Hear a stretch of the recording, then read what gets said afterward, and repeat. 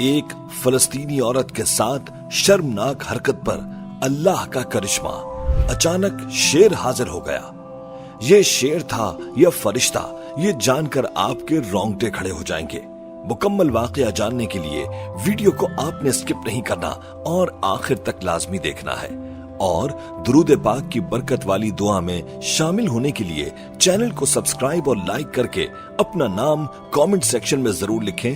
پیارے دوستو، آج کا یہ واقعہ غزہ میں موجود ایک دارالامان کا واقعہ ہے، جہاں مسلم خواتین کی کافی تعداد موجود تھی۔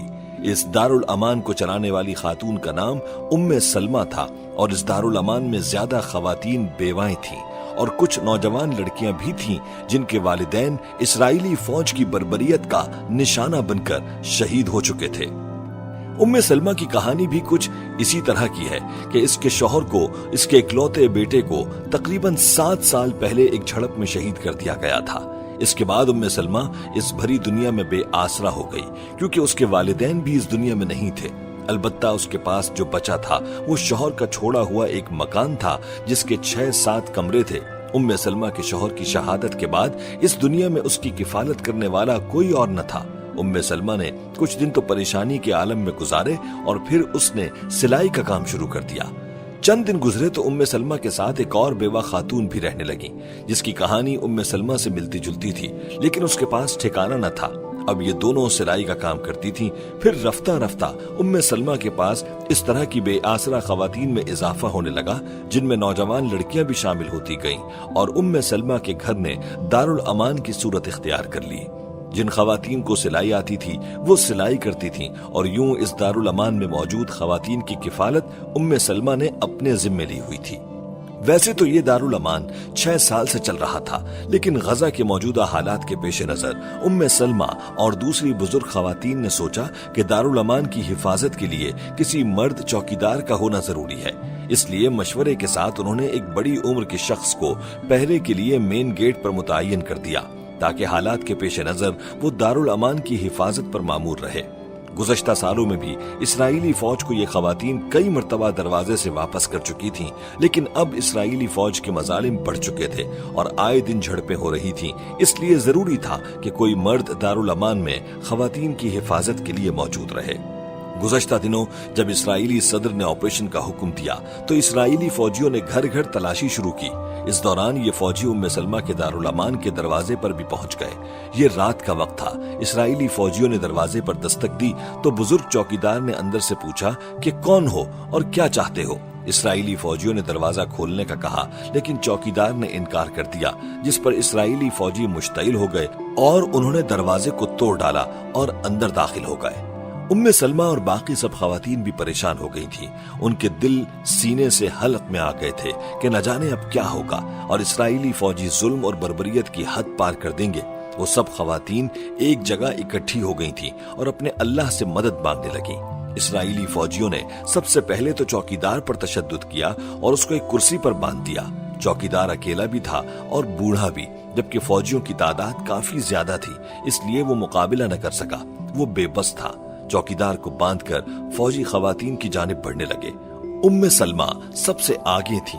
اس نے آگے بڑھ کر اسرائیلی فوج کو کہا کہ وہ ان بے بس خواتین پر ظلم نہ کریں اور یہاں سے چلے جائیں۔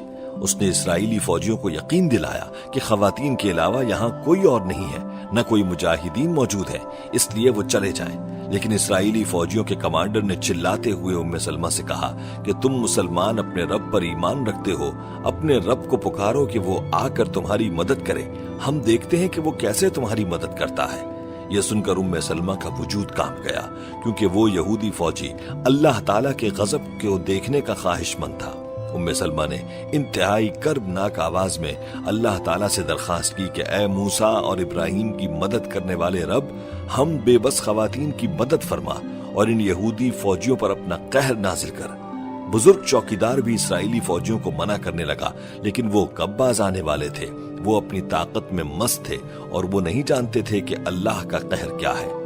ایک فوجی غلط ارادے کے ساتھ ایک نوجوان لڑکی کی جانب بڑھا اور ابھی وہ اس لڑکی کو چھونے ہی والا تھا کہ صحن سے ان کو ایک شیر کے دہاڑنے کی آواز آئی۔ یہ آواز اتنی خوفناک تھی کہ ان کے دل کانپ گئے۔ इन फौजियों ने पीछे मुड़कर देखा तो एक देव हैकल शेर उनके पीछे मौजूद था, जिसकी आंखें खौफनाक थीं और ये शेर जैसे उनको चीरने फाड़ने के लिए तैयार खड़ा था। इस्राएली फौजी समझ चुके थे कि ये उम्मे सलमा की दुआ का नतीजा है और ये इन बेबस खवातीन की अल्लाह की तरफ से मदद है, इसलिए वो वहां से भागने लगे। लेकिन इस शेर ने उनकी बोटियां नोच डाली। एक दो फौजी ही भागने में कामयाब हुए और बाकी सब अल्लाह ताला के इस गजब का शिकार हो गए। ये मनाजिर देखकर बूढ़ा चौकीदार अल्लाह अकबर के नारे लगाने लगा और उसकी आंखों के सामने सारे फौजी जहन्नुम वासिल हुए। जबकि उम्मे सलमा ने ये देखा तो वो सजदे में गिर गईं और अल्लाह का शुक्र अदा किया कि अल्लाह ताला ने इन बेबस खवातीन की मदद फरमाई। प्यारे दोस्तों और प्यारी बहनों, याद रहे कि अल्लाह की मदद उन लोगों के साथ है जो अल्लाह के बंदों की मदद करते हैं और अल्लाह ताला पर तवक्कुल करने वालों को अल्लाह कभी मायूस नहीं फरमाता। उम्मे सलमा को अपने अल्लाह पर तवक्कुल था और उसने मुश्किल वक्त में अपने अल्लाह को पुकारा तो अल्लाह ने उसकी और मुसलमान खवातीन की मदद फरमाई। याद रखें, अल्लाह ताला पर तवक्कुल यानी भरोसा करना अंबियाए कराम के तरीके के साथ अल्लाह ताला का हुक्म भी है। कुरान और हदीस में तवक्कुल अल्लाह का बार बार हुक्म दिया गया है। दोस्तों, कुरान करीम में 7 मरतबा व अलल्लाहि फल्यतवक्कलिल मुमिनून फरमाकर मोमिनों को सिर्फ अल्लाह ताला पर तवक्कुल करने की ताकीद की गई है। यानी हुक्म खुदाबंदी है कि अल्लाह पर ईमान लाने वालों को सिर्फ अल्लाह ही की जात पर भरोसा करना चाहिए। आइए सबसे पहले तवक्कुल के मानी समझने की कोशिश करते हैं। तवक्कुल के लफ्जी मानी किसी मामले में किसी जात पर एतमाद करने के हैं, यानी अपनी आजिज़ी का इजहार और दूसरे पर एतमाद और भरोसा करना तवक्कुल कहलाता है। दोस्तों, तवक्कुल और भरोसा ऐसी सिफात है जो ईमान की बुनियाद पर इंसान को हासिल होती हैं। जितना तवक्कुल कम हो, ईमान की कमजोरी की अलामत है और जितना अल्लाह पर ईमान ज्यादा होगा उतना तवक्कुल भी ज्यादा होगा। अल्लाह ताला पर तवक्कुल करने के कुरान करीम में मुख्तलिफ फायदे बयान हुए हैं। इनमें से चंद आपको बताते हैं। अल्लाह ताला ने कुरान करीम में मुख्तलिफ गुरोहों के बारे में बयान फरमाया है कि अल्लाह इनसे मोहब्बत करता है। इनमें से एक गुरोह तवक्कुल और भरोसा करने वालों का है।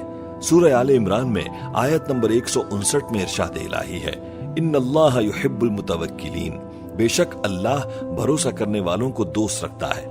और याद रखें, अल्लाह ताला पर तवक्कुल और भरोसा करना मुश्किलात से निकलने का वाहिद रास्ता है। जो लोग अपने मकसद तक पहुंचने के लिए बारगाह इलाही के अलावा कोई दूसरा रास्ता इख्तियार करते हैं जिससे अल्लाह ने मना किया है, तो वो यकीनन अपने मकसद तक नहीं पहुंच सकते।